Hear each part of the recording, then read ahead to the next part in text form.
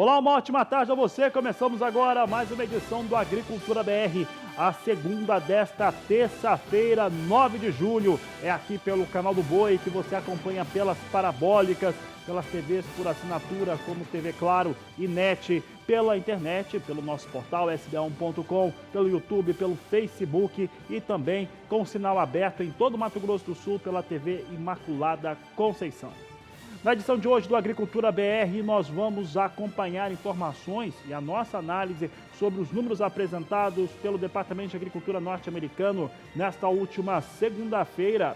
Trouxe uma piora considerável para as lavouras de soja. Você vai entender o que está acontecendo por lá. Vai saber também o que ocorre com os cenários desenhados também para o milho e a soja quanto à comercialização aqui no Brasil. Um outro fator que você vai acompanhar no Agricultura BR é em relação ao que aconteceu com a safra brasileira de café. Bateu todos os recordes em relação às exportações na safra 2018-2019. Vai ter mercado físico, mercado futuro e nós vamos falar também, claro, sobre o acordo comercial entre Mercosul e União Europeia e como que isso pode beneficiar as tarifas e os embarques brasileiros de produtos agrícolas. E é com essa informação que eu começo o programa de hoje. Ora, esse acordo comercial traz uma série de fatores positivos para as exportações brasileiras de suco de laranja, de açúcar, de algodão, carne suína, carne de frango e carne bovina. Você vai entender como é que isso está sendo discutido no âmbito do Mercosul e na próxima semana, no final de semana, nós temos uma reunião importante dos parlamentos dos países que compõem o bloco aqui da América do Sul, na reportagem de Saulo Lopes. O acordo vai praticamente zerar ou reduzir as tarifas de 99% das exportações agrícolas brasileiras. 82% do que sair do campo terão acesso ao mercado europeu e o restante ampliará a participação por meio de cotas fixas ao longo do tempo. O Ministério da Agricultura tem elaborado uma tabela, uma planilha com os quantitativos de proteínas animais e também da quantidade de tonelagem de açúcar a serem embarcados para a Europa assim que o acordo for fechado. Os valores que podem ser alterados para cima ou para baixo, você confere a partir de agora. A carne bovina, 99 mil toneladas, peso carcaça. Aves, 180 mil toneladas, também peso carcaça. Carne suína, 25 mil toneladas. Todas elas com volume crescente em 5 anos. O açúcar vai entrar no mercado europeu com 180 mil toneladas. E no próximo final de semana, os integrantes do Parlasul, o parlamento do Mercosul, vai fazer a primeira reunião logo após o fechamento do acordo com a União Europeia. Brasil, representantes levarão até lá um documento elaborado pelo Ministério das Relações Exteriores, que está aqui logo atrás de mim, que vai servir de base para a discussão dessa reunião, repito, a primeira reunião no Parlasul sobre o acordo Mercosul com a União Europeia. De Brasília, Saulo Lopes.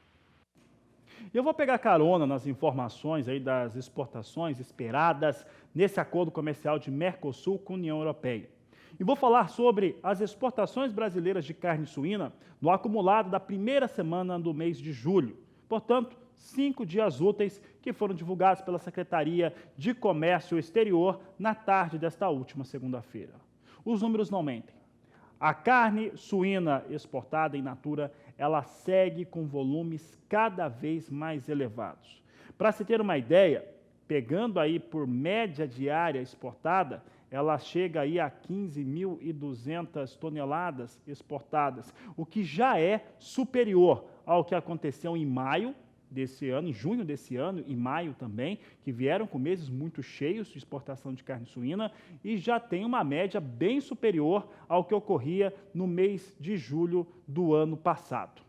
Em relação ao que foi faturado, são 35 milhões e 200 mil dólares, com a expectativa aí de faltar ainda 3 para 4 semanas, então o volume deve se estender. Mas o que me chamou a atenção mesmo foi o preço da tonelada praticada. O preço da tonelada praticada em julho de 2019, comparado a julho do ano passado, é 41% superior. Então, é muito mais alto. E é disso que eu vou mostrar agora para o telespectador que está acompanhando o canal do Boi Agricultura BR. Veja só que o preço médio da tonelada em 2018 era de 1.852 dólares. Sabe o que significa? Significa que agora, em 2019, o preço médio, nessa primeira semana de julho, 2.321 dólares, é simplesmente 469 dólares superior ao valor praticado no mesmo mês do ano passado. Fica uma situação muito clara. A tonelada da carne suína, ela valoriza todo mês. E, na verdade, posso dizer que é toda semana. O preço médio aí que nós acabamos de destacar, ele já é superior ao que foi a média total do mês de junho e superior também ao mês de maio. Sem falar desses 469 dólares acima do preço praticado no último ano.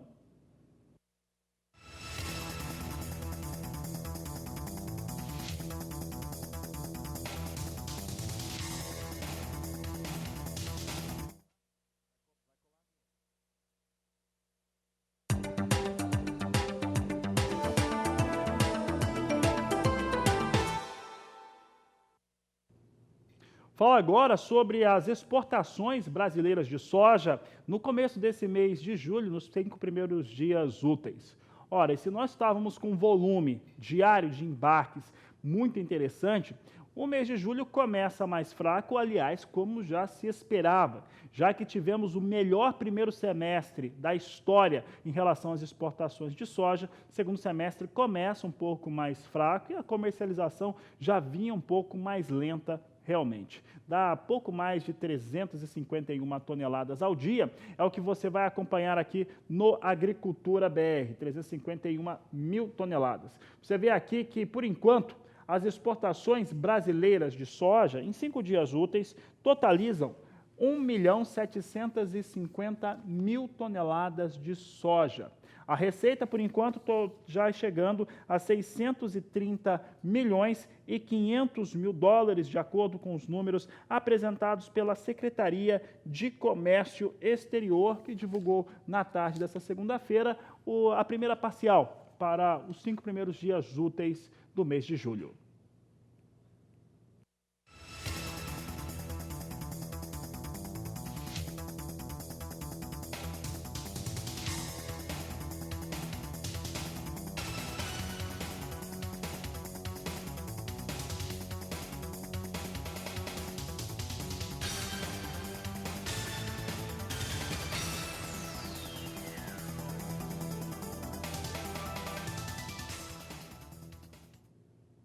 Olha, eu vou sem nenhuma interrupção já falar o que é informação no que eu vou falar agora, o que eu vou trazer agora dos números do Departamento de Agricultura norte-americano. E o USDA, no final da tarde de ontem, após o fechamento do mercado, divulgou uma piora bem considerável em relação à qualidade das lavouras norte-americanas. E essa informação, para nós que acompanhamos o mercado, seria um argumento mais do que o suficiente para termos uma situação mais favorável de valores negociados na Bolsa de Chicago, somados a uma situação de estreitamento entre China e Estados Unidos, o que poderia elevar os valores da oleaginosa na Bolsa norte-americana. Daqui a pouco eu falo sobre isso, mas primeiro vou mostrar como é que anda essa lavoura dos Estados Unidos. Segue muito atrasada, tá? Você vê aqui, ó, que até agora não há conclusão para o plantio da soja norte-americana. Já fugiu da janela ideal há muito tempo. Até esse último domingo chegava a 96% da área. Ano passado, nessa mesma data, estava em 100%. Na verdade, ano passado já estava em 100% 3 semanas antes. Então, por aí você tira o atraso. A média dos últimos 5 anos é estar no dia 7 de julho em 99%. Então, esta é a situação das lavouras norte-americanas de soja em torno do plantio. Agora, em torno da qualidade, essa soja está sendo plantada em algumas áreas em cima da lama. Então, isso, claro, que vai prejudicar a qualidade das lavouras. Você vai acompanhar agora números que mostram uma piora considerável entre a semana passada e até a semana encerrada neste último domingo. Piorou a qualidade. Vamos ver. Você tem aqui comigo na tela que 53% das lavouras norte-americanas estão em boas ou excelentes condições, caiu 2 pontos percentuais. As que estão em médias condições, 35%. 12% estão em condições ruins ou muito ruins. É aquilo que nós destacamos agora. Lavouras nos Estados Unidos em qualidade cada vez pior. E olha, se essa situação seria um argumento para termos lavouras, né, que estão em condições piores, mas seria um argumento para melhorar preço pago na soja em Chicago. E como o próprio governo norte-americano está dizendo que está estreitando os laços com os Estados Unidos para conseguir ter os Estados Unidos com a China, para conseguir ter um acordo comercial, inclusive aliviando um pouco das tarifas impostas sobre os produtos chineses e dizendo que os chineses vão comprar produtos americanos agrícolas em grandes quantidades. Não foi o que aconteceu, não. Soja em Chicago vem operando em queda, pelo menos vinha alguns minutos atrás. Nós temos aqui soja agora invertendo um pouco essa situação. Soja em Chicago, mais curto prazo, posição que vai migrando para agosto. Julho, $8,75 o bushel. Temos agosto, aí sim, agosto vindo com bom volume de contratos a $8,80 o bushel, vindo praticamente dentro da estabilidade, subindo um ponto.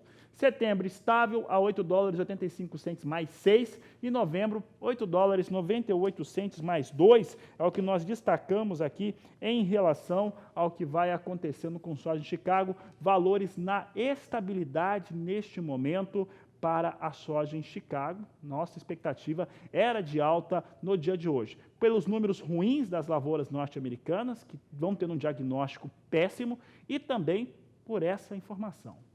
De acordo com interlocutores do governo norte-americano, Estados Unidos e China retomam as renegociações para um acordo comercial nesta semana, o que traria um alívio para o mercado. E essa situação ela tinha sido acertada já durante a reunião do G20 no Japão, em Osaka. Xi Jinping, presidente chinês, e Donald Trump dos Estados Unidos haviam conversado.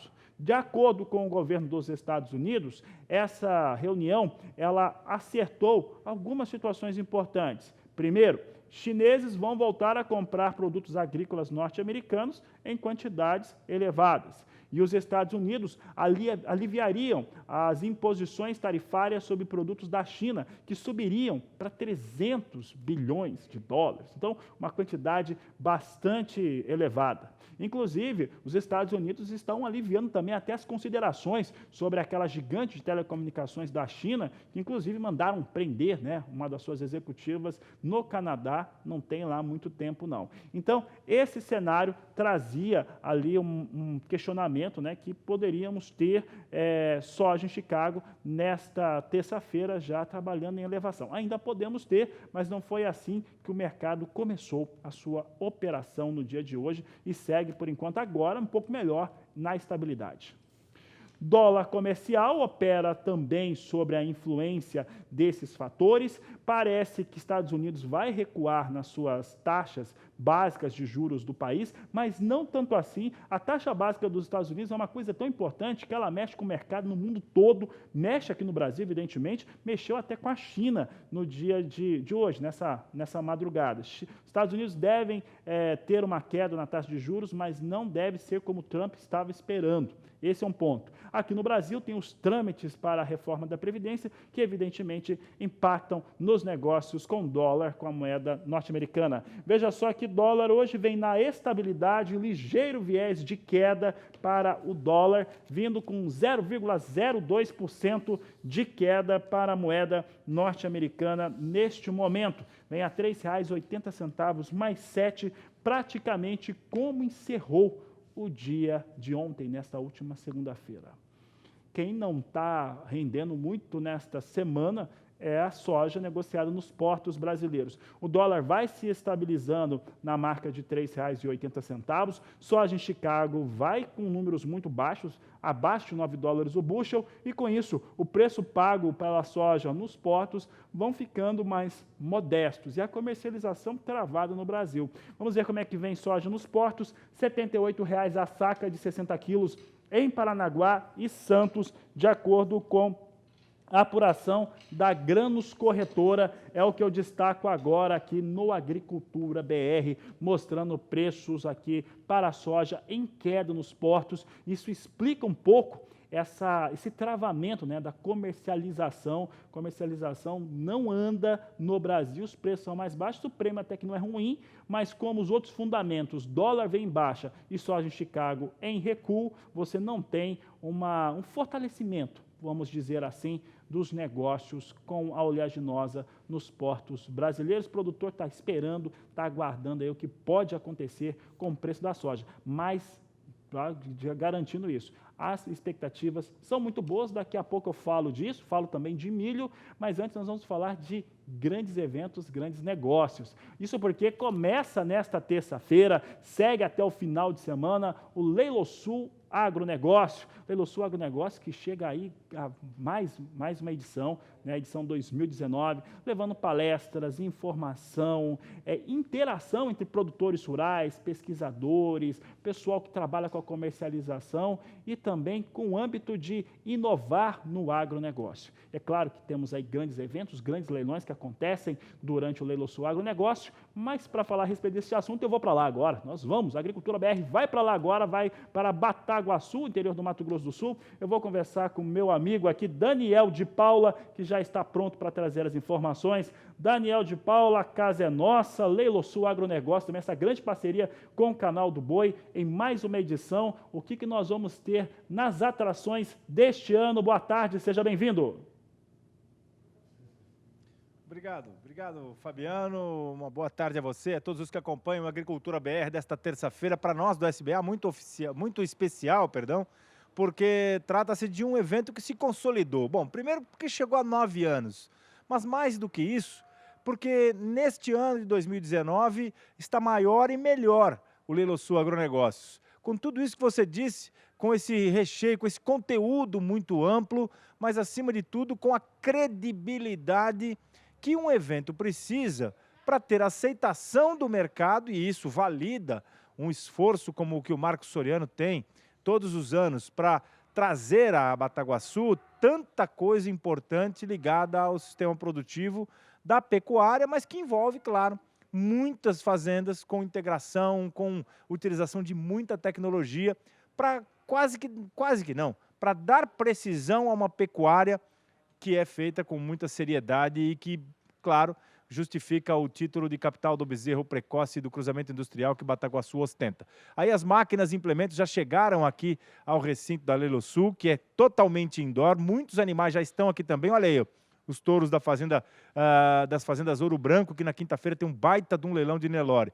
Esse aí é o recinto que fica na beira da rodovia BR-267, a data de hoje, porque hoje tem leilão, primeiro dessa semana, leilão só fêmea, já tem um monte de bezerra e novilha berrando aqui atrás, Nelore, cruzamento com Angus, tem novilha tricross, enfim, está tudo pronto para que a gente possa abrir oficialmente na tarde e noite desta terça-feira, esta 9ª edição. Eu vou trazer o Marcão aqui, o Marcos Soriano, está aqui do meu lado, e vai falar rapidinho sobre a programação dessa semana, porque realmente encanta.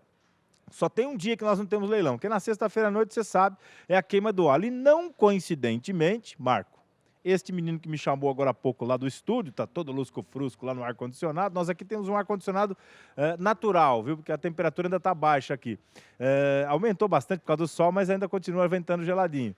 O Fabiano vai fazer o Agricultura BR daqui, dia do queima do alho. Incrível a coincidência, né, Marco? Boa tarde. Boa tarde, Daniel. Boa tarde, Fabiano. Boa tarde a todos acompanhando a Agricultura BR. Será um prazer ter você aqui com a gente para levar teu programa para todo o Brasil, direto aqui de Bataguaçu. É muito positivo. Muito obrigado aí. E espero estar aqui com você para a gente poder fazer um grande evento na sexta-feira aqui com você presente. Mas o leilão começa hoje, né? Eu queria só frisar bem, porque a qualidade que nós temos hoje aqui de bezerras Angus, mais de 300 fêmeas Angus, é fantástica para o leilão hoje. O leilão terá transmissão pelo canal do Boi. Então, abertura com muita qualidade de fêmeas. E vamos ter, a decorrer da semana, os leilões do Canchim, o leilão do Nelore e o leilão dos só machos, né? São animais diferenciados, você pode ter a certeza disso. Quem vem comprar aqui e adquirir aqui, vai comprar animais melhoradores na capital do bezerro precoce. A gente tem uma abertura hoje à noite, Marco. Muita gente está vindo para cá para escutar aquela palavra de incentivo, porque aqui ninguém nunca parou de trabalhar, como a gente já disse aqui hoje na programação. Mas a verdade é que sempre tem uma necessidade de se motivar, e hoje uma abertura solene para a gente poder. As bandeiras já estão até amarradinhas ali para serem hasteadas às 6h30. A gente vai transmitir isso pelo canal do Boi, viu, Fabiano? Está aí a imagem das bezerras que já estão hospedadas aqui aguardando o leilão de hoje à noite. Quer dizer, é uma cerimônia que marca mais uma vez. São 9 anos, acho que não tem mais volta não, né, Marcão? Porque cresce todo ano. Graças a Deus é um crescente, 35% de aumento de participantes, de expositores. Tenho certeza disso, que é um crescente e ano a ano a gente busca melhorar. E quando a gente consegue ver que está crescendo e está evoluindo, é porque está agradando e satisfazendo aos expositores e aos participantes, né? Isso nos motiva a ano trazer mais novidades. Esse ano vamos ter também um dia de saúde aqui, que a Lelosul Saúde, junto com a Oeste Saúde, estará aqui fazendo exames gratuitos para a população de Bataguaçu, de glicemia e de pressão arterial. E você que já está lá, viu, Fabiano, vai fazer o teu teste aqui de glicemia, você pode ter certeza disso, tá bom? Saiu da quadra esses dias, tomou um vareio no tênis de um rapaz lá que nunca tinha pego na raquete, saiu todo ofegante Olha que imagem bonita que foi de hoje cedo, que nós captamos aqui, do amanhecer aqui em Bataguaçu. Esse aí é o recinto. Bataguaçu está linda, maravilhosa, na beira da rodovia BR-267, e o recinto totalmente coberto. É uma coisa maravilhosa, Fabiano, mas você vai vir para cá no dia da queima do alho, no dia de medir sua...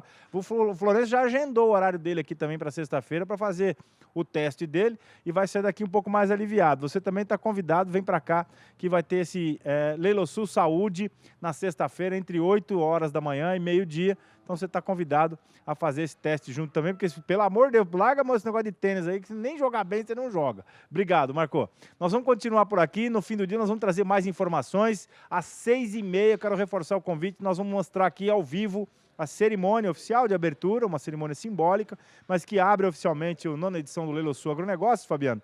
E logo em seguida nós teremos então o primeiro leilão da semana.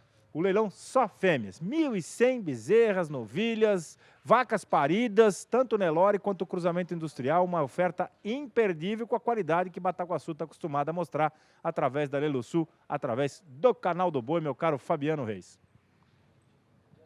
Um abraço a você, o Marcos Soriano, a toda a equipe aí. O Daniel de Paulo vai cometendo bullying contra mim aqui ao vivo para todo o Brasil. Mas olha, Lelosul Agronegócio você acompanha por aqui no canal do Boi, as informações, notícias, destaques e, claro, bons negócios, boas oportunidades de negócios para o pecuarista brasileiro.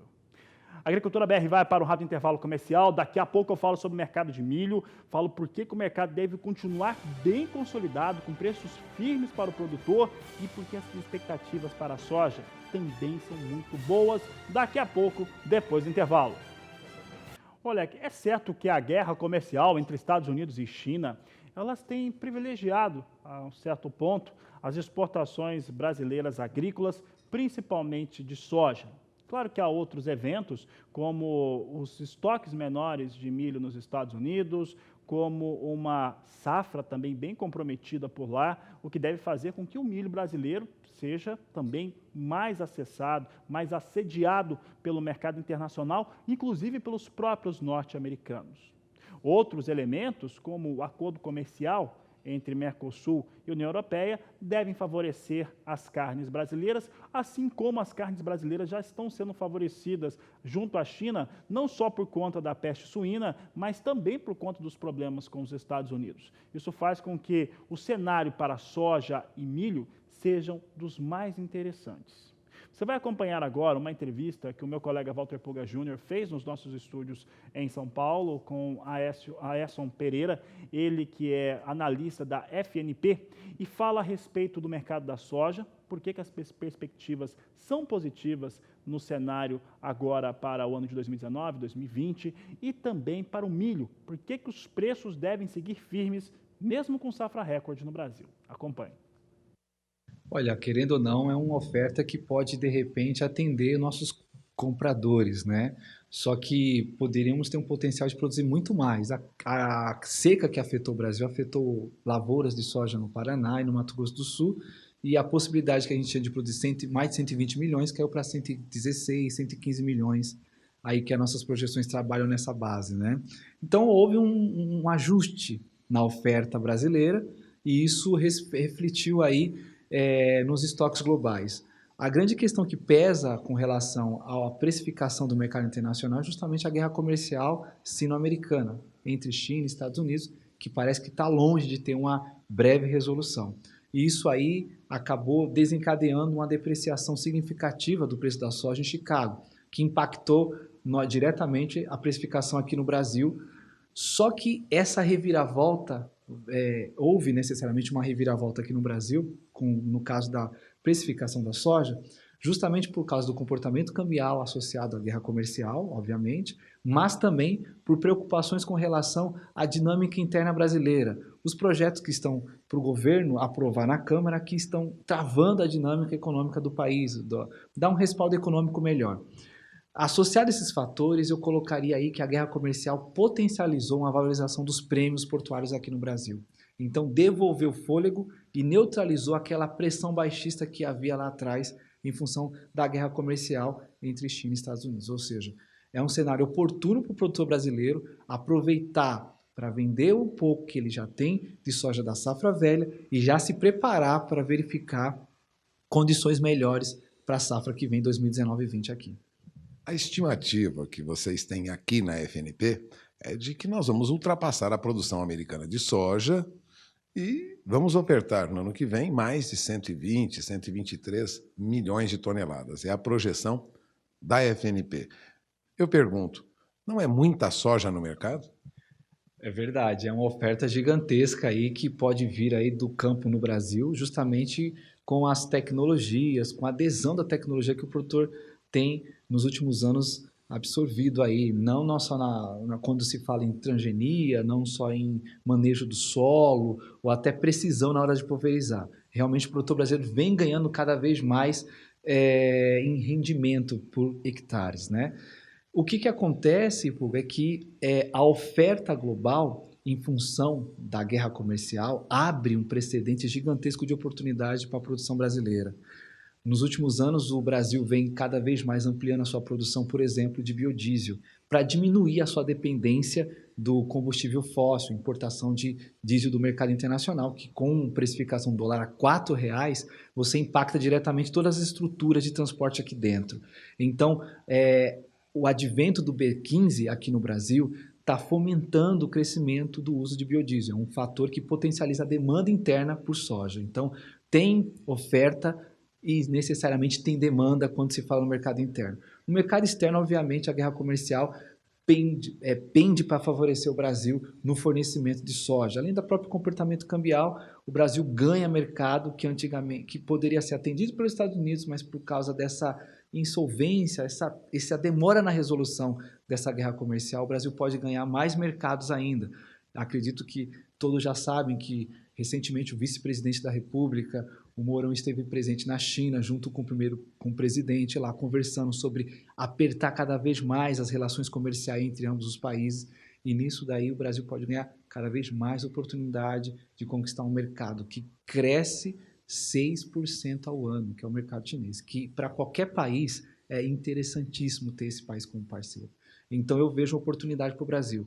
Logicamente que uma oferta de 123 milhões, como você havia falado, é gigantesca, mas é soja para muita gente que está precisando, né? O Brasil aí tem uma demanda interna potencial gigantesca, não só pela cadeia de proteína animal, mas como pela cadeia de biodiesel, e tem aí excedentes, né, favoráveis para fornecer não só para a China, como para todo o Sudeste Asiático e outros mercados consumidores que vêm cada vez mais apertando os laços com o Brasil. México, Chile, Sudeste Asiático, Japão, Coreia do Sul e por aí vai.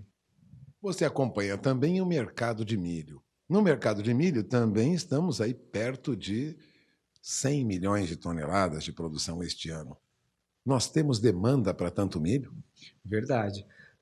Eu colocaria aí, junto com o milho, com relação à demanda interna, a própria cadeia de proteína animal. A cadeia de bovinocultura vem ganhando cada vez mais representatividade. Na questão que eu falo de representatividade do consumo, quando você fala, principalmente no centro-oeste do Brasil, onde existem estados como o próprio Mato Grosso, que o produtor já faz a terminação do gado dele com milho. porque a oferta de milho nessas regiões são abundantes, então existe uma demanda local de milho.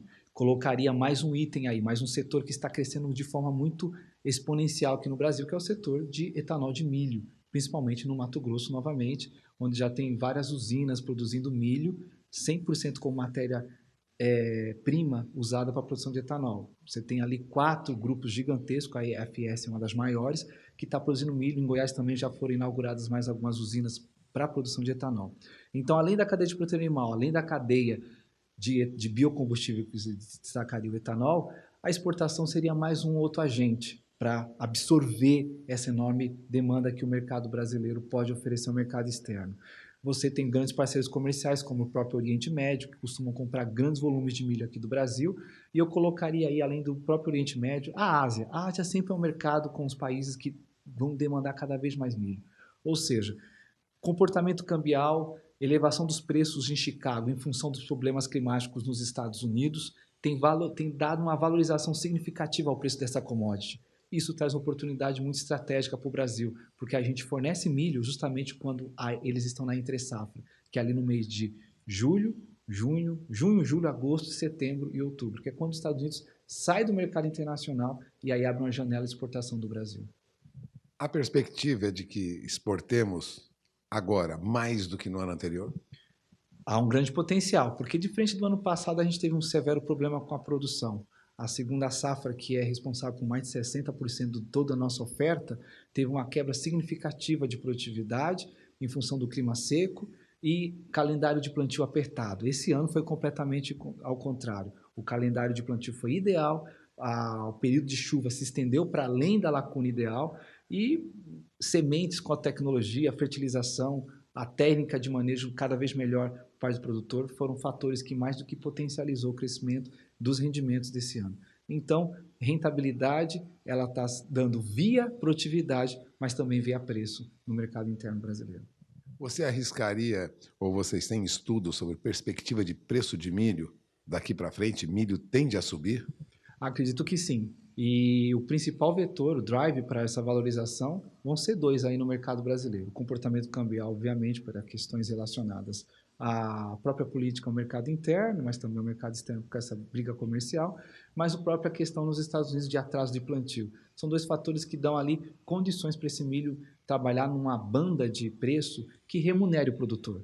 Lógico que no ano passado os preços estiveram mais altos por causa da quebra, mas é sempre bom associar que hoje a conjuntura de preço associada à produtividade vão dar uma receita muito melhor que o ano passado, quando o produtor teve quebra. Então o segredo está onde? Na produtividade. Se o produtor conseguir tirar uma produtividade melhor do campo, o preço, lógico, ele é importante, mas ele entra mais como um coadjuvante do que um protagonista. Isso que é importante. Então, para 2019 você vai ter um cenário de preço bom e o produtor está de olho já em 2020. Então a verdade é que vendas da safra do ano que vem, da segunda safra do ano que vem, já estão sendo efetivadas no Mato Grosso e no estado de Goiás, aproveitando essa condição de preço remunerador. Isso foi a Edson Pereira, analista da FNP, falando sobre 2 mercados importantes, falou sobre o mercado de soja, boas perspectivas, e o que acontece com o mercado do milho. O mercado do milho continua tendo boas sustentações de preços por conta de uma demanda interna aquecida e também uma demanda pelo produto brasileiro no mercado internacional igualmente elevada e até bastante interessante. Algumas instituições privadas aqui do país, inclusive, estão refazendo suas expectativas e algumas delas já puxaram a sua estimativa de exportação ali de 32, de 31 para 35 milhões de toneladas nessa campanha 2018-2019, o que tem garantindo os valores praticados no país. Veja comigo agora como é que estão as cotações do milho no estado do Mato Grosso.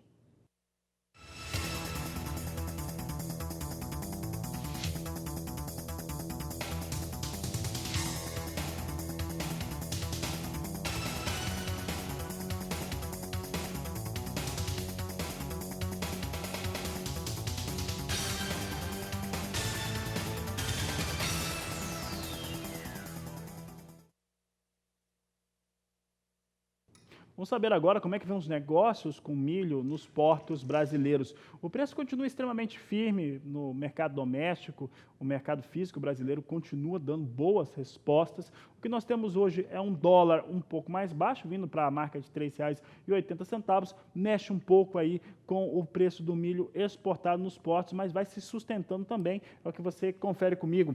Veja só que os portos de Santos e Paranaguá têm valores iguais nesta terça-feira, R$ 40,00 a saca de 60 quilos, de acordo com a apuração da Grãos Corretora, R$ 40,00 a saca de 60 quilos, nesta terça-feira, dia 9 de julho. Vamos saber agora como é que estão os negócios com soja na Bolsa de Chicago.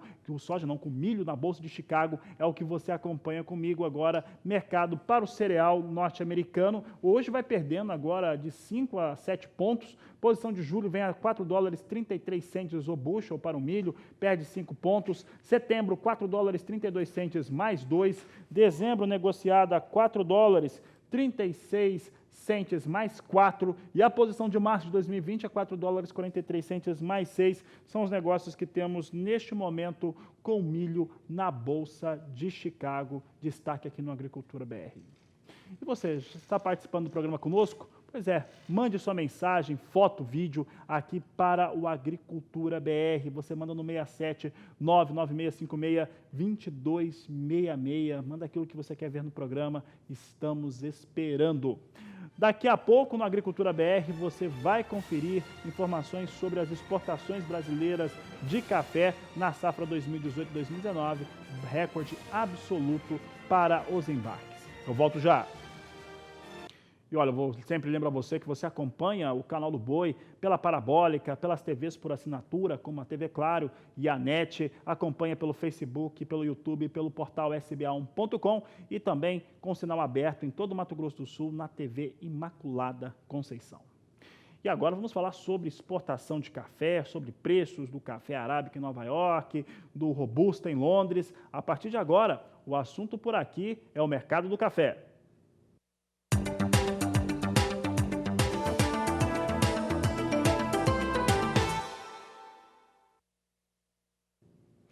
E a safra de café, que teve início em julho de 2018 e encerramento em junho de 2019, trouxe um registro recorde nos embarques brasileiros da fruta, do café. Chegou a 41 milhões e 100 mil sacas embarcadas, de acordo com o Secafé. O faturamento alcançou 5 bilhões e 300 milhões de dólares. A alta para o volume embarcado foi de praticamente 35%, e em relação à receita cambial, ficou aí na casa de 9%. Vamos ver os números, então, que foram apresentados pelo Secafé em relação às exportações brasileiras. É recorde absoluto para os embarques brasileiros, 41 milhões e 100 mil sacas embarcadas. Foi 35% de alta frente ao que aconteceu na safra anterior. A receita atingiu 5 bilhões e 300 milhões de dólares. 5 bilhões e 300 milhões de dólares significa 9,8% de alta.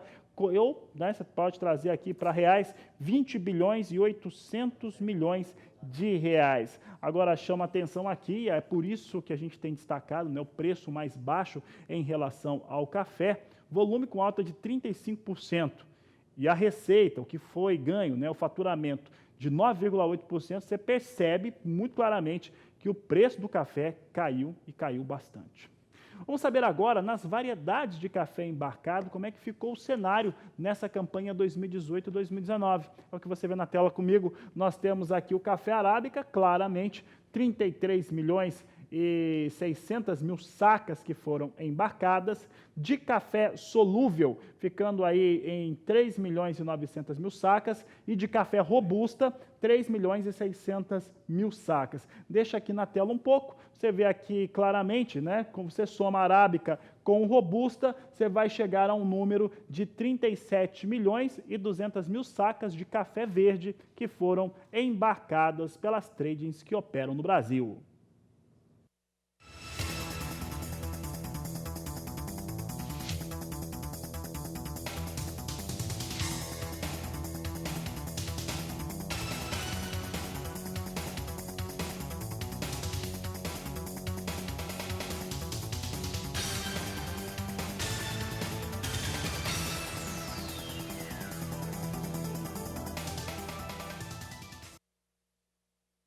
Falamos de café arábica agora, vamos saber como é que vem os negócios na Bolsa de Nova York. Hoje tem até alguma recuperação no mais curto prazo. Você acompanha comigo o que vem acontecendo agora na plataforma Ice Futures. Posição de julho está migrando para a posição de setembro e ali você vê uma queda maior de mais de 4 pontos, mas com poucos contratos negociados. $1,400 mais 75 a libra peso.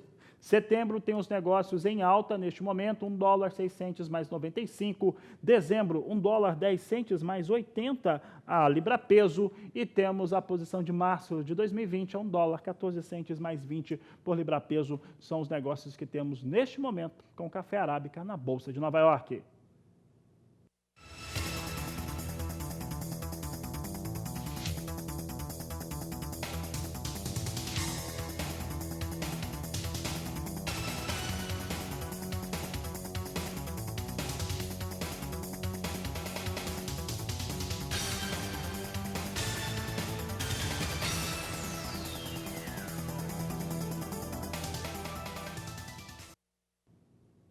Vamos saber agora como é que vem o mercado futuro para o café Robusta, referência para os negócios com café Conilon aqui no Brasil. Robusta, mercado futuro, nós vamos ver em Londres. Nós temos aqui Bolsa de Londres apresentando o mais curto prazo, que é setembro, a $1.428 a tonelada, com uma alta de 0,14%.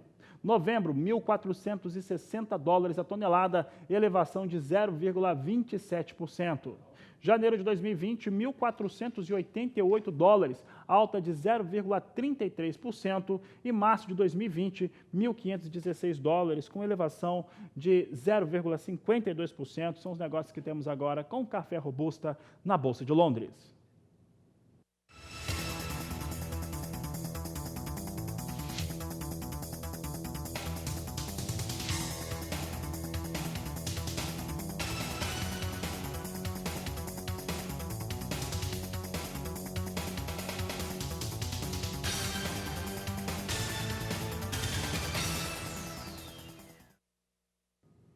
De acordo com os números apresentados pela Secretaria de Comércio Exterior, ligado ao Ministério da Economia, na tarde desta segunda-feira, os embarques brasileiros de café, na primeira semana de julho, 5 primeiros dias úteis, seguem com um ótimo volume embarcado. É o que nós vamos ver agora, o que tem acontecido nesta primeira semana. Nós temos aqui um embarque de 774.800 sacas em 5 dias úteis, receita cambial de $90.400.000. Esse é o destaque que trago agora em torno do que aconteceu nesses 5 primeiros dias úteis. Por outro lado, o que chamou a atenção da nossa equipe aqui no Agricultura BR é quando nós verificamos a tendência que se tem para a saca, o preço da saca de café exportada no Brasil. Olha, já é menor, por enquanto, do que aquilo que era no mês de junho, que já era muito fraca. Agora, quando eu comparo julho de 2019 e julho de 2018, poxa, a diferença é enorme. Você tem uma diferença aí de $30, um pouco mais de $30 para cada saca de café exportado. Isso representa um choque, um impacto muito forte sobre o bolso do cafeicultor brasileiro. Vou mostrar agora a diferença da saca, preço da saca médio, por enquanto, no mês de julho. Você tem aqui 2018, essa é uma média de todo o mês de julho de 2018, é em $146,20 por saca.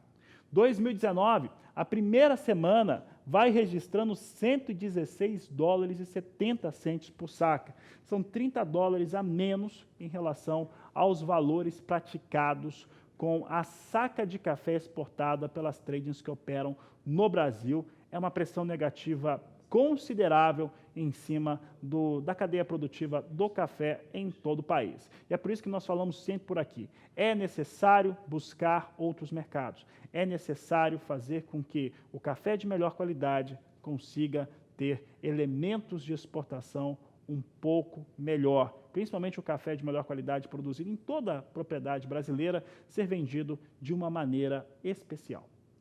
O assunto por aqui no Agricultura BR agora é o trigo. E 5 novas cultivares foram lançadas na última semana durante o Fórum Nacional do Trigo e Triticale.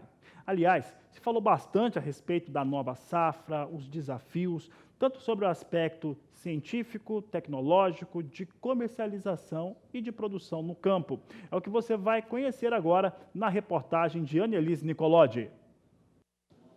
As novas tecnologias para o trigo de nível global. É sobre esse assunto que eu converso agora com Ottoni Rosa Filho, ele que é diretor da Biotrigo Genética aqui de Passo Fundo. Que perspectivas tu vem trazer nesse setor para o público que está acompanhando aqui o Fórum do Trigo? Inicialmente, uma boa tarde a todos. Nessa apresentação, eu quero falar um pouco sobre novas tecnologias. Quando se fala em, por exemplo, soja RR, milho BT, arroz Clearfield, tem novas tecnologias em várias culturas. E no trigo, Annelise, o que temos? Bom, a ideia é falar um pouco sobre isso. Então, eu vou falar um pouco, inicialmente, sobre o evento transgênico que está sendo desenvolvido na Argentina, o HB4. É um tema bastante polêmico dentro da Argentina, já foi até a nível presidencial liberar o evento ou não, porque tem muitas consequências comerciais liberar esse evento na Argentina. E para nós, que somos importadores de trigo da Argentina, também tem. Esse é um dos eventos que eu vou falar. Esse é um evento transgênico. Tem outros eventos não transgênicos que, por exemplo, trigo Clearfield está chegando nesta safra agora ao Brasil. Lançamento nesta reunião da pesquisa. E no arroz já temos trigo Clearfield, chegou a mais de 90% do Rio Grande do Sul ser Clearfield, e no trigo da lançamento no Brasil desta tecnologia, que é uma tecnologia que pode ajudar muito na parte de controle de ervas daninhas, que é muito importante hoje em dia. E uma outra tecnologia que está chegando aos Estados Unidos seria tecnologias ligadas a amido resistente. Deixa eu te explicar melhor o que é esse amido resistente.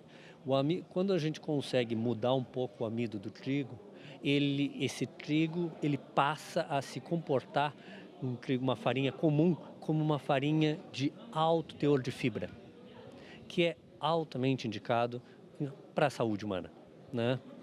Então, com essa pequena modificação no amido, o amido passa a ser, esse amido resistente, ele não é digerido no estômago e vai ser digerido mais adiante.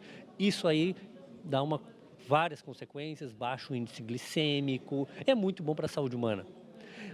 As diferenças que tem essas tecnologias, por exemplo, um trigo Clearfield, a tecnologia está na lavoura, o benefício está para o agricultor.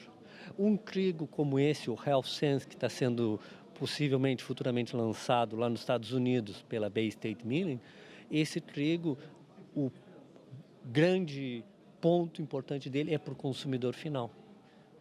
Nós que vamos comer o pão, a massa, o biscoito, a pizza, nós que vamos ser beneficiados por essa tecnologia. Então são tecnologias diferentes, mas com algumas consequências. Por exemplo, para o grão ser diferente, ele tem que também ter uma logística diferente. Esse grão não pode ter a mesma logística dos grãos normais, porque ele tem que ser separado para levar esse valor para o consumidor. Então são várias coisas diferentes que a gente vai estar abordando hoje nessa palestra. Ottoni, aí eu te pergunto, a Biotrigo tem buscado essas novas tecnologias, tem ido atrás dessas inovações. E o produtor rural, ele está de olho, ele também está atento a isso? Eu acredito que, sem dúvida, o produtor rural está olhando, e eu diria que a diferença do trigo para outras culturas é que o trigo é uma commodity um pouco mais especializada. Tem muitas diferenças entre os diferentes trigos. Trigo para pão, para biscoito, para massa, agora está chegando esse aí com o amido resistente. Tem várias coisas diferentes na questão do trigo. E aí existe uma possibilidade de agregar valor muito interessante. Muito bom, muito obrigada. Então, sobre o futuro do trigo, eu conversei com o Ottoni Rosa Filho, diretor da Biotrigo aqui de Passo Fundo, no Rio Grande do Sul. Vou mudar de assunto, mas vou continuar dizendo, né, e falando aqui, trazendo culturas que têm muito interesse ou que o Rio Grande do Sul tem um domínio total. Uma delas, claro, que é o arroz. O arroz, né, a gente costuma dizer, ou ele está sendo produzido no Rio Grande do Sul ou por algum gaúcho fora do Rio Grande do Sul. Isso é uma máxima já que nós já há bastante tempo temos trazido por aqui. Olha só, a realidade do arroz agora na campanha 2018-2019 é chegar ao final da safra, chegando ao final de safra com um estoque extremamente baixo. Esse arroxo nos estoques de passagem do arroz são enormes, é o estoque mais baixo dos últimos 20 anos. Há facilidade em relação a termos de comercialização, entre outros fatores que trazem um desenho muito positivo para o setor em relação à produção e preço pago pelo produto. Sobre este assunto, nós vamos conversar agora com o presidente da Federação das Associações dos Arrozeiros, a Federarroz. Quem fala conosco é Alexandre Velho, que fala um pouco a respeito do que vem acontecendo nos cenários, mercado brasileiro de arroz, que tem mostrado uma situação extremamente positiva. Alexandre, quero saber primeiramente, claro, a respeito dessa questão que está ligada aos estoques brasileiros de arroz, que devem chegar ao nível mais baixo dos últimos 20 anos para os estoques de passagem. Boa tarde, seja bem-vindo ao Agricultura BR. Boa tarde, Fabiano. Nós esperamos aí um mercado bem mais aquecido no segundo semestre no arroz, principalmente em função do ajuste que nós teremos no final do ano, em função da baixa produção este ano no Rio Grande do Sul.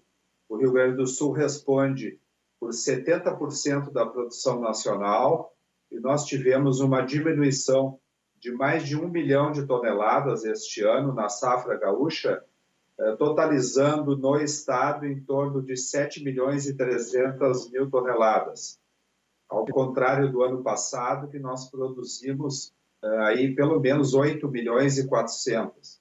Então, o que tem se notado é que a área vem diminuindo e também, em função desta baixa produtividade que nós tivemos este ano, principalmente em função dos problemas climáticos, nós esperamos aí uma forte reação dos preços agora a partir do segundo semestre, a partir deste mês de julho. Bom, nós temos áreas menores sendo destinadas ao arroz, há uma redução sobre essas áreas. Eu sei que tem soja também avançando sobre as áreas de produção de arroz. Isso vai representar uma oferta igualmente mais baixa. Em relação aos preços, há uma grande mudança esperada? Há diferenças realmente elevadas no preço pago ao produtor, Alexandre? Nós esperamos uma reação principalmente do preço do arroz em casca. O produtor gaúcho vem realizando preços muito baixos aí pela saca de arroz e em função de toda esta conjuntura de baixa produtividade este ano e em função dos altos custos de produção, nós esperamos aí que o produtor pelo menos ele tenha uma remuneração mínima aí dos seus custos de produção. A safra gaúcha, como comentei, ela foi bem menor e em função que nós temos, então, uma importância muito grande para o total da produção brasileira, pela participação importante do Estado, eu espero, sim, a Federarroz espera uma forte reação nos preços aí, já a partir deste mês de julho, e nós esperamos que o preço realmente ao produtor passe a ser remunerador, o que não ocorre hoje. Alexandre, nós estamos vendo então que no Brasil vai ser necessário, vamos chegar ao estoque mais baixo de passagem de arroz dos últimos 20 anos. Como é que esse arroz estocado ele vai ter escoamento? Como é que ele vai ganhar mercado, Alexandre? Os estoques de passagem no final do ano indicam números de menos de 100 mil toneladas no final do ano, aí, principalmente ali no mês de fevereiro, que é o mês que entra a nova safra. Então, como nós temos alguns indicativos de exportação, inclusive que a Conab anunciou um número de 900 mil toneladas, e nós esperamos superar este número, pelo indicativo que nós temos até hoje, de já até junho, de 500 mil toneladas exportadas. Então, é um número maior do que nós esperávamos para esta época do ano, o que nos leva a crer numa exportação maior do que 900 mil toneladas inicialmente anunciadas pela Conab. Então, em função da produção, exportação e também importação, além de um número que nós temos hoje do consumo, nós temos certeza de um ajuste muito grande nos números ao final da safra, o que nos leva, então, o que nos indica uma forte reação nos preços no curto prazo. Alexandre, qual que é a perspectiva para a próxima safra? Eu lembro que nós tivemos na campanha 15-16, com uma redução muito forte na produção brasileira de arroz, saca chegando a R$ 55,00 a saca, até passando disso. Quais são as perspectivas a partir de agora? A próxima safra, ela continuará sendo, no caso do arroz, o produtor está com muito baixa rentabilidade, os custos de produção estão muito altos, então está havendo uma falta de interesse pela cultura. O produtor vem buscando alternativas, na medida do possível, a soja nas terras baixas, a soja em terras de arroz, ela vem crescendo. Nós temos já mais de 300 mil hectares de soja em terras de arroz no Rio Grande do Sul, da metade sul do Rio Grande do Sul, onde tradicionalmente se planta arroz, está se plantando cada vez mais soja em função dos altos custos da área do arroz e a sua baixa rentabilidade. A Federarroz tem indicado para os produtores que busque alternativas de produção, procure diversificar o seu negócio, procure racionalizar as suas áreas, então buscando a soja e também a pecuária, para que neste sistema de produção, aí sim tu tem condição de diminuição dos custos da lavoura de arroz e de um aumento, então, de produtividade e, consequentemente, baixando os custos. Alexandre, para encerrar, qual que é a mensagem que você deixa para os produtores brasileiros de arroz? Qual que é o resumo, né, daquilo que ele pode esperar? Nós temos que cada vez mais buscar, por parte do governo, um estímulo a esta atividade. Nós temos que buscar aí agendas estruturais. A questão do arroz, ela passa por custo Brasil, então a parte tributária muito importante. Nós temos consciência que o governo tem a necessidade da aprovação da questão da Previdência, mas nós esperamos que após a aprovação da Previdência nós possamos então enfrentar no Congresso a pauta tributária, onde realmente eu acho que está ligado ali na questão dos custos de produção do arroz. Então nós precisamos urgentemente enfrentar a questão tributária brasileira e buscar aí alternativas para aliviar um pouco este altíssimo custo de produção que tem hoje a lavoura de arroz no Brasil. Obrigado, Alexandre. Uma boa tarde para você. Alexandre Velho, presidente da Federação das Associações de Arrozeiros e a Federarroz, falando um pouco a respeito do como fecha essa safra, uma safra que fecha com estoques de passagem dos mais baixos dos últimos 20 anos, mas cenário para o arrozeiro não continua não sendo lá muito positivo, descapitalizado e custos de produção muito altos. Eu agradeço ao Alexandre Velho, um grande abraço. Por aqui nós vamos saber como é que estão as cotações do arroz no estado do Rio Grande do Sul.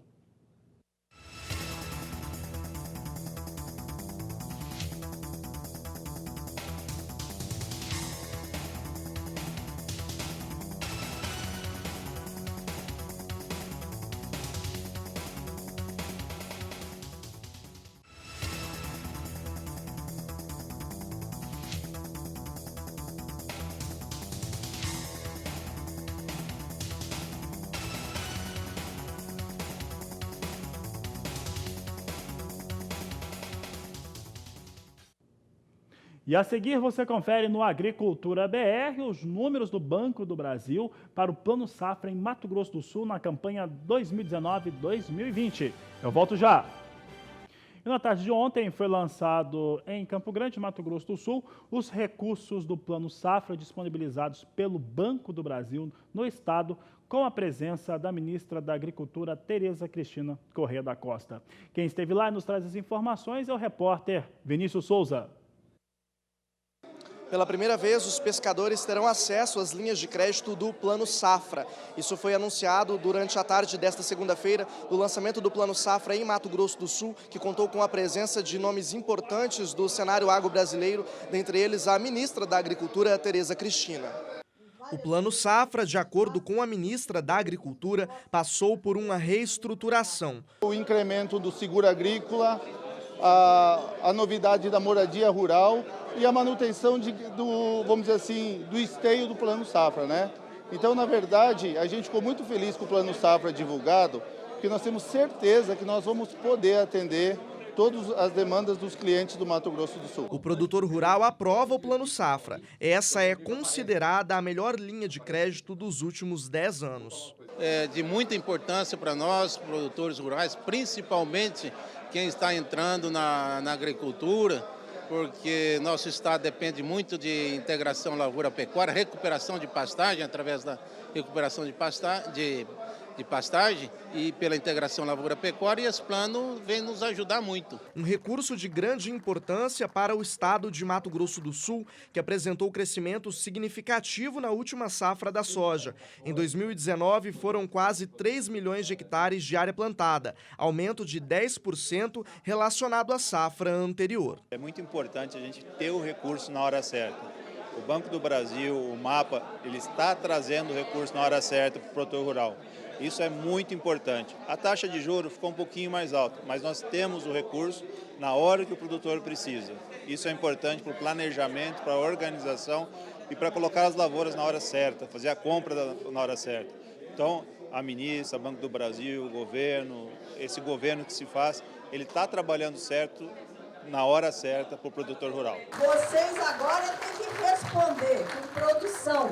E nós vamos trabalhar muito a comercialização, mercados de produtor, estava falando com o governador agora, estradas vicinais, que o Ministério da Agricultura vai apoiar os governos, para que vocês possam escoar a produção. Vamos trabalhar o leite, porque o leite nós vamos ter que ser competitivos. Está aí a abertura de mercado.